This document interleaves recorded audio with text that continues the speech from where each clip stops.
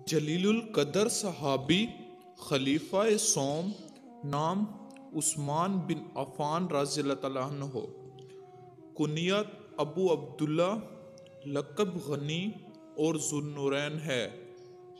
سب سے پہلے قرآن پاک حفظ کرنے والے اور کاتب وحی بھی رہے۔ آپ کے دور خلافت میں مسلمانوں نے پہلی بار بحری بیڑا تیار کیا۔ مدت خلافت 12 سال سے چند دن کم ہے۔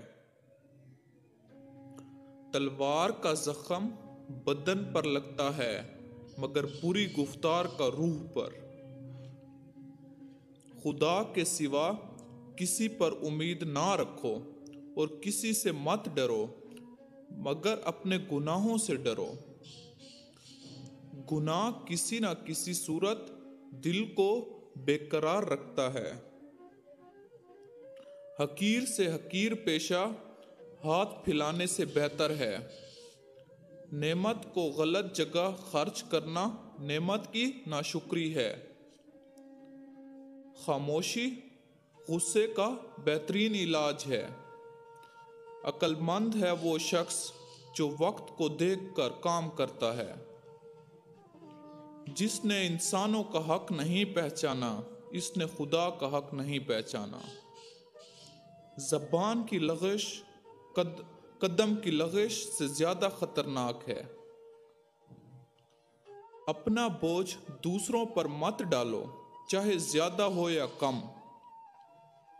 نعمت اور عافیت کے ہوتے ہوئے زیادہ طلبی بھی شکوہ ہے۔ اللہ تعالیٰ کو ہر وقت اپنے ساتھ سمجھنا افضل ترین ایمان ہے۔ زبان درست ہو جائے تو دل بھی درست ہو جاتا ہے۔ بعض اوقات جرم معاف کرنا مجرم کو زیادہ خطرناک بنا دیتا ہے۔ دوسروں کو ترغیب دلانے کی نیت سے اعلانیہ صدقہ دینا خفیہ صدقہ دینے سے بہتر ہے۔